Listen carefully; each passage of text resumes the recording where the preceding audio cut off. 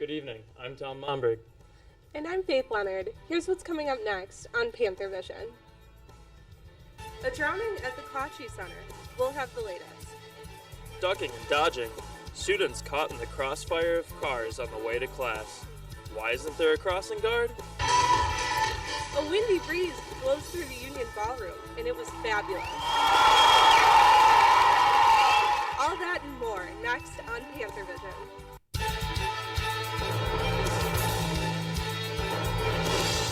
From the University of Wisconsin-Milwaukee, this is UW-M Panthervision. A weekly newscast reported, written, and produced by students in the Department of Journalism and Mass Communication.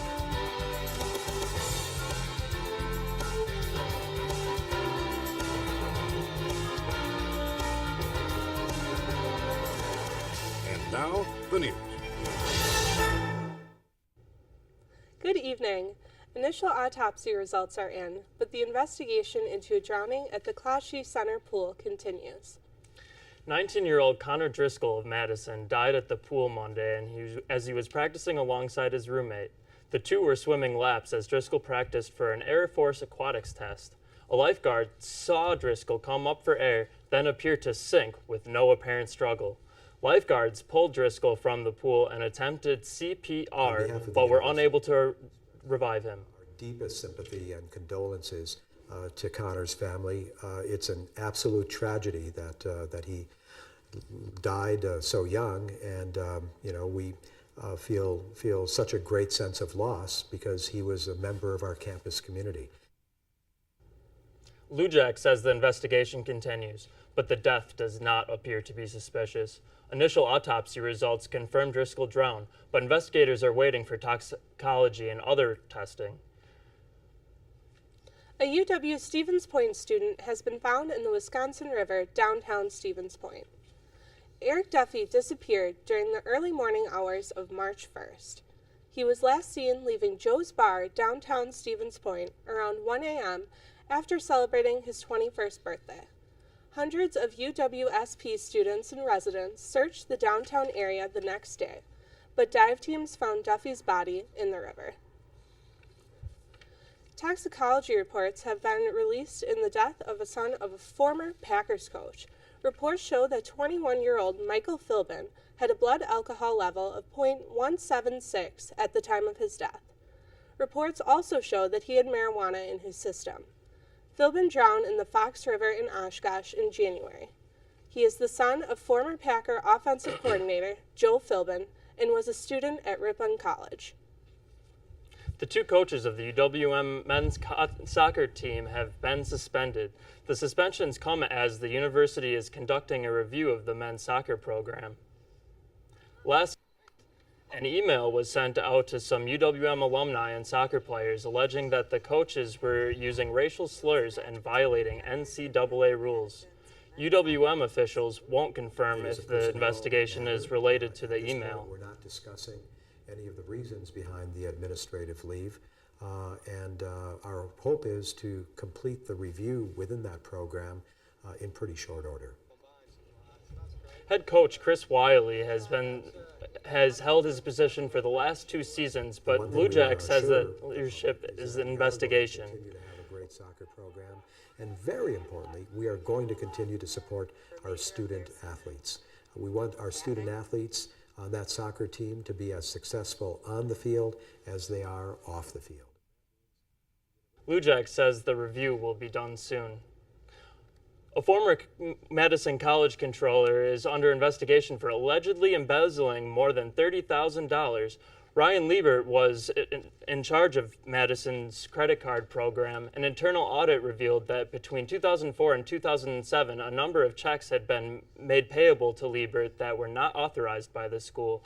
All but one of them were cashed at a bank where Liebert did his personal banking. The investigation into alleged embezzlement at Milwaukee Area Technical College, meanwhile, is continuing. New details reveal that former procurement manager Kirsten Simmons was warned in 2009 about questionable use of her MATC credit card, but her spending remained unchecked. Simmons is accused of embezzling nearly $300,000 in goods and services. She has resigned from MATC. More than 20 students and alumni from UWM are voicing their concerns at the Capitol in Madison. But this group isn't using picket signs or protest chants to get their message across. Sarah Christofferson has the story. UW students are bringing signs to the senators at the Capitol building in Madison. The purpose of our study was to look at the impact of HIV/AIDS. A behavior study on zooplankton.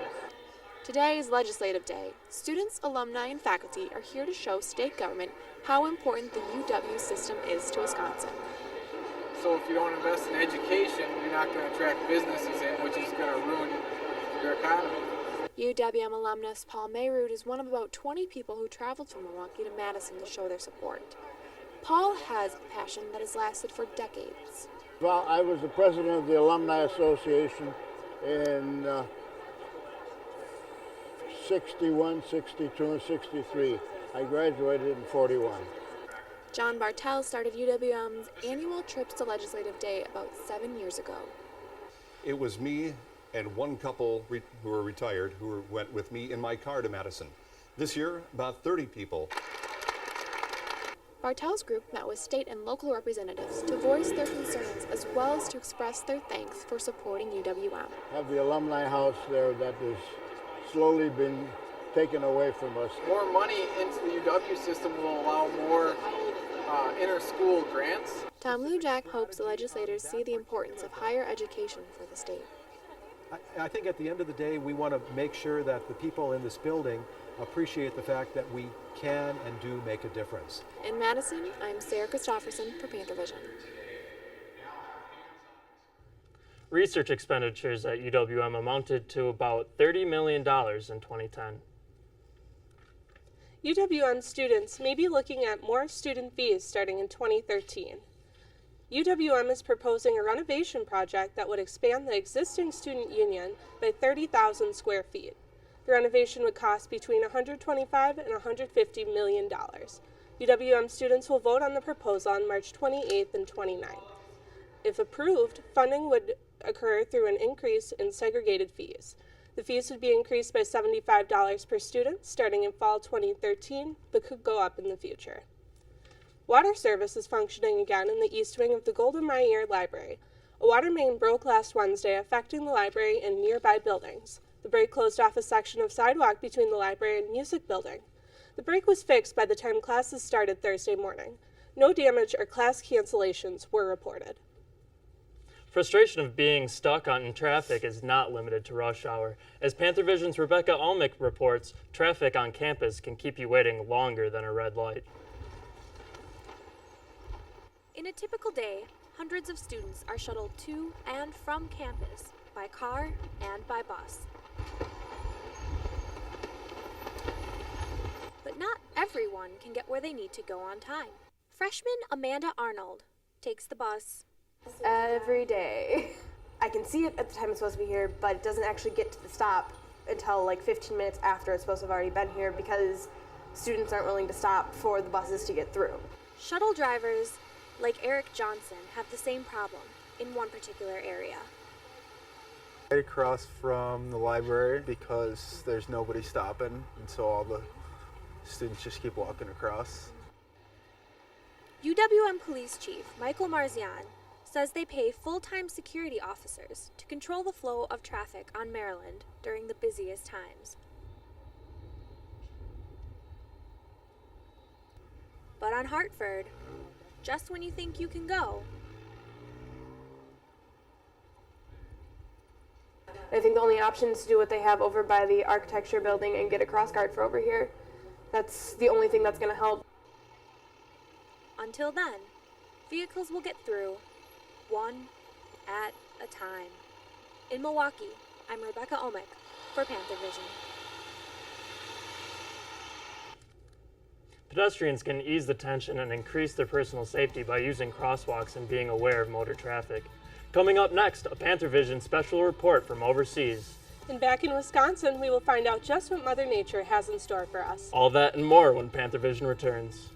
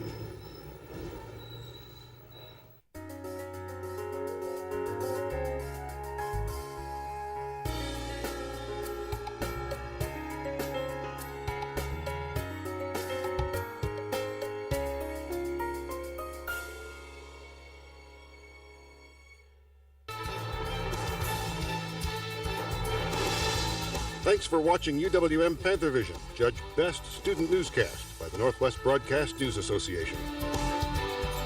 Panthervision is produced by students in the Department of Journalism and Mass Communication in association with Milwaukee Area Technical College.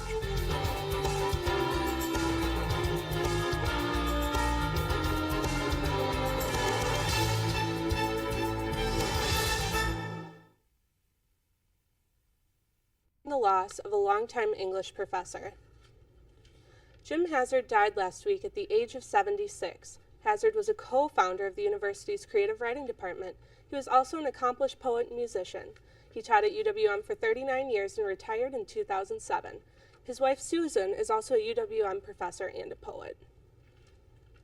Usually our Panthervision reporters do stories in the Milwaukee area and occasionally in other parts of the state.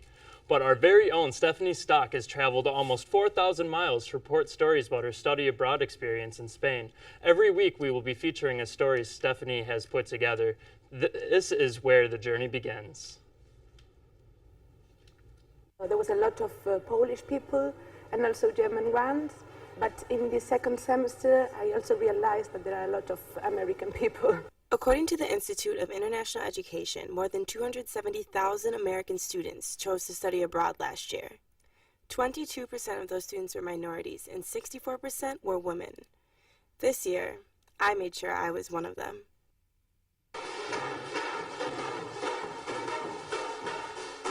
My year of travel started last summer in Salvador, Brazil. Now I'm a junior at the University of Wisconsin-Milwaukee, and for the next 4 months, I'll have the opportunity to meet people from all over the world, practice a new language, and experience a completely different lifestyle while studying abroad at the Universidad de Vigo in Vigo, Spain. As a global communications major, I'm required to complete an internship abroad. I work with UVigo TV in Spain, creating media for the internet, translating, and doing voiceovers. I am pursuing minors in Spanish, Portuguese, and journalism, so working in media in Vigo, Spain, which is an hour north of Portugal, was the perfect decision for me. Vigo has the urban part when you can do things like going to the cinema or walking in a park and things like this, and you also have natural things like you have the mountain here to go walking, or you have the beach, you can go surfing, you have many things to do in this city. There's so much to see here, so I try to keep track of everything by blogging. Talking about body image, style, attitude, and just women in general. Traveling has always been a goal, but studying made it possible. Tons of scholarships are given out for study abroad, and I applied for over a dozen. For both of my trips, I received a total of 6 scholarships and grants, the largest being the Gilman International Scholarship. Now that I am abroad, all of the work has definitely paid off. In Vigo, Spain, I'm Stephanie Stock for Panthervision. You might think winter is on its way out, but you never know in Wisconsin. Winter's last fury hit the campus with a sloppy mess. Panthervision's Adam Gallo was there to report on a snowstorm that may be this winter's last. This is a familiar sight for the people of Wisconsin. The plows are out early, cleaning up after an overnight winter storm. UWM head groundsman Dennis Greenwood says this storm is a sloppy one. It was a wet, heavy snow, and we were hoping it would scrape up fast, but a lot of it got packed down on Friday night. Some UWM students are having fun with the excess snow. Others, like Jesse Brown, said it put a damper on their night. We were going to go out, but the storm kind of prevented us from going anywhere. This storm comes at the end of a mild winter. Former Fox 6 meteorologist Bart Adrian says a storm like this isn't uncommon in these types of winters. In any time you have a pronounced mild or dry period, you're always going to have periods where the pattern breaks down. As we move into March, UWM students are welcoming the spring-like weather. But Adrian says students should still be prepared for anything. As we know, March doesn't mean that snow is not possible. So last Friday's storm, a reminder that winter still has a little bit of a bite left. As this storm melts away, UWM students hope winter won't leave any more of its marks. In Milwaukee, I'm Adam Gallo for Panthervision.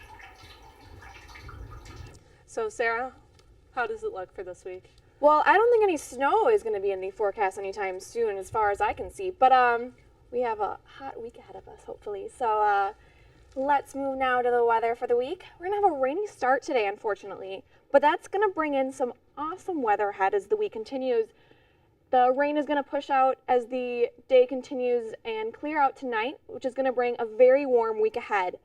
It's going to bring highs in the mid-60s and 70s, so enjoy the sun while you can, which is also going to bring a great weekend. There's some chances of rain on Thursday and Friday, but those are very slight, so again, enjoy the weather. Today, current conditions, we have 51 degrees right now in Milwaukee, dew point of 49. So the humidity is pretty high right now, so ladies, make sure you put their hair up today. Light rain and fog again this morning, but they're going to be scattered showers, so not all day, mostly cloudy. Today, 63 degrees for the high today. Precipitation is around 80% chance, and again, will stay mostly cloudy as the scattered showers move through. Again, for our lows today, we got lows of 49 degrees in Milwaukee, 52 in Madison, 40 degrees in Rhinelander. Again, these are very high for this time of year, so this is very nice. We got highs today at 63 degrees in Madison, or in Milwaukee, 60 in Madison, 50 degrees all the way up in Rhinelander, and 57 in Eau Claire. Tonight we have low of 42 degrees, winds mild at 5 to 10 miles per hour, and again, the storm will move out as the night continues and will be clearing out for tomorrow of 62 degrees, 46 is a low, and sunny all day long. Wednesday we have a high of 76 degrees, low of 54, mostly sunny. Enjoy the 76 while you can, people. This is going to be one chance this week. As the week continues, we have 76 again on Wednesday, 66 on Thursday, Friday 65 degrees, Saturday 67, and Sunday 70 degrees. So it's going to be a lovely, lovely week. Sounds beautiful. You think we're going to have any snow after this warm week? I sure hope not. I don't see anything in the future, so. But it's Wisconsin. I mean, I know. we have seasonal changes on a day-to-day basis. You never know, that's right. You no longer have to worry about going to an ATM before eating at the MATC cafeteria. MATC's Matthew Hill has the story.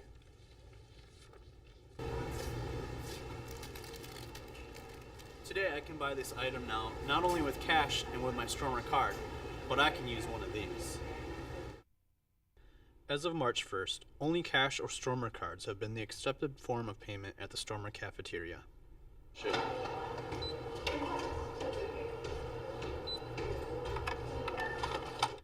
Now students can use their credit cards much like any other store, which has made many students very happy.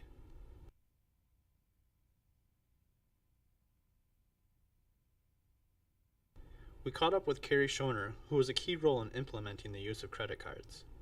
We had to go through finance to make sure we had a secure internet connection. We had to apply for the credit card acceptance through our bank, which is U.S. Bank. And once all the connections were there and approved, we then flipped the switch on the Blackboard computer system, and we can now proudly accept MasterCard, Visa, and Discover cards.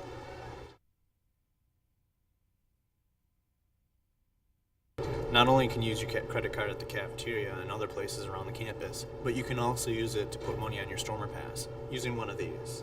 That'll allow you to use your credit card for paying for things such as parking, printing, or even vending machines. This is Matt Hill signing off for Panthervision. The madness has begun. Coming up, we'll let you know if UWM still has their ball on the court.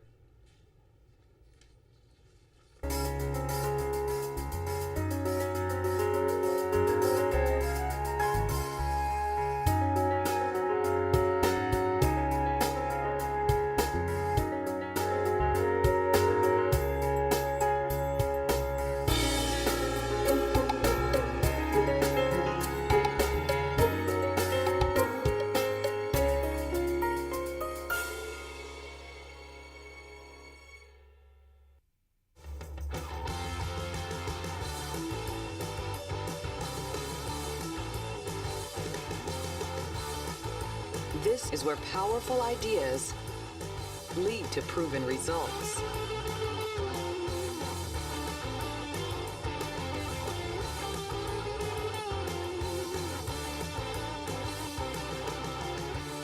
This is where you belong.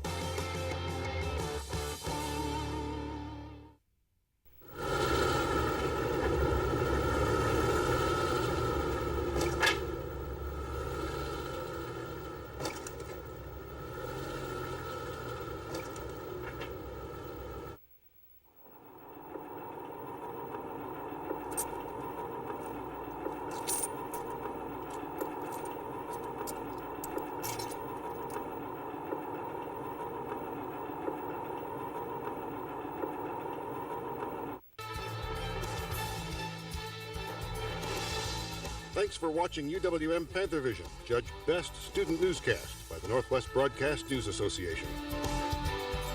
Panthervision is produced by students in the Department of Journalism and Mass Communication in association with Milwaukee Area Technical College.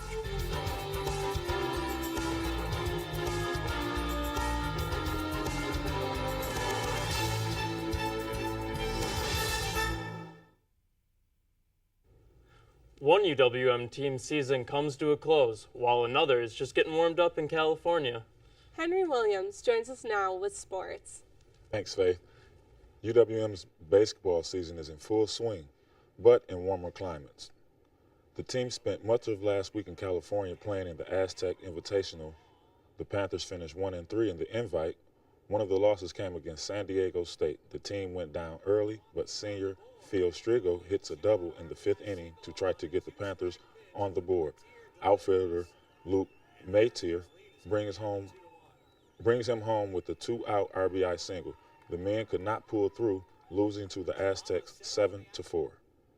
The Panther baseball team spent the weekend in Arkansas, where they lost the series 3-0. They will face Youngstown State in a 3-game series this Friday. The madness is here, and UWM men's basketball team will continue in the TCU College Basketball Invitational.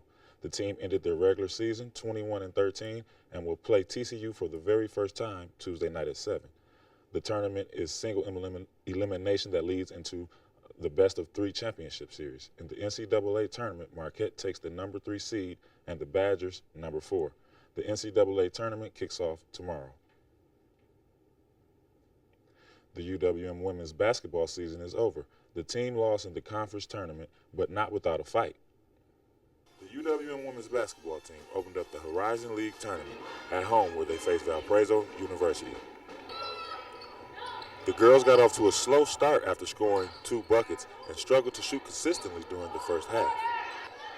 Both teams played a tight defense, but Valparaiso started off strong, knocking down many of their shots. I'm here at the Kloski Center for the first game of the Horizon League tournament, where the UWM women's basketball team is down by 11 against Valparaiso. Things started to turn around in the second half. With higher intensity from UWM, the girls eventually fell in sync. The Lady Panthers rallied back at 40-36 with a 3-pointer by UWM junior Sammy Tucker and a layup by sophomore Angela Rodriguez with 53 seconds left in the second half. But a free throw would end the game, and the UWM women fell short of a win, losing 47-39. The Ladies Panthers ended the season with 10 wins and 21 losses, and although the team didn't make it to the second round, I got to talk to one of the young players who's making her mark at UWM. Was recently named to the Horizon League All-Newcomer team. Ashley said they missed some good looks in the first half, which resulted in the team's slow start. As a team, a lot of our shots just weren't falling, and in the beginning we were missing a lot of layups, which kind of put our heads down, and just that affected our defense in the beginning. And we started putting it together towards the end, but we just didn't have enough time. Ashley's mother, Cheryl Johnson, says the team's loss was unfortunate, but the girls still played hard this season. They've learned a lot. They've come a long way, and I'm still proud of all the girls. Ashley has been playing basketball since middle school and even won a state championship in her senior year. Cheryl says that her daughter truly loves the sport and doesn't mind balancing school and basketball. She wants to do well academically because she has goals for her career. She wants to be in the sports medicine psychology field, and she's just a competitive player. So it just all comes together very naturally for her. Although the Lady Panthers finished the year with a loss, Ashley says she's ready to start training as soon as possible and looks forward to next season. We started not really connecting with each other and not really gelling, you could say, and towards the end of the season we really started to get a feel for each other and play well together as a team. So hopefully next year we can just start right back where we left off and put it all together with a good record. Florida is a spring break hotspot for many students and for the UW women's tennis team. It's a spot to add another win to their record. After 3 consecutive wins, the team stays on the road until April. That's it for sports. Back to you, Tom and Faith. Thank you, Henry. You might see things on a college campus that you don't see in many other places. And as Panthervision's Rebecca Omick reports, if you drag your feet getting to this event, you won't get a seat. Pride is that lump in the back of your throat, the tears that come to your eyes, the swelling in your chest, and pride is high heels and a lot of makeup. It's the 11th annual drag show, and it's nothing short of fabulous. It's so popular that there are more fans than seats, so many are watching the show on TV in the Fireside Lounge. For performers, nothing quite beats the feeling of being on stage. It was an adrenaline rush. I'm so excited to perform. Whatever happens, happens. And in a show where anything goes,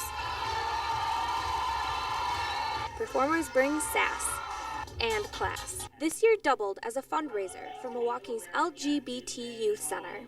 Tips go to Project Q, and we want you to tip, okay? We do. So tip they did, dollar after dollar after dollars. Without all of you guys here, us being on the stage is not possible. A show with this much energy and sexuality is something not to miss. Just be yourself, experiment, have fun with it, grow, just do it, throw on those heels and those wigs and lipstick and work the stage. UWM is currently ranked 12th in the nation for queer-friendly campuses, but the LGBT Center is gunning for a higher spot. Their supporters following close on their heels. In Milwaukee, I'm Rebecca Omick for Panthervision. Project Q is a youth development program. They raised about $1,800 that evening. Thanks for joining us for tonight's edition of Panthervision. You can watch us anytime on Time Warner's Wisconsin On Demand Channel 411. You can also see us on Time Warner Channel 14 and AT&T Uverse Channel 99 at 5 o'clock on Wednesdays and Fridays.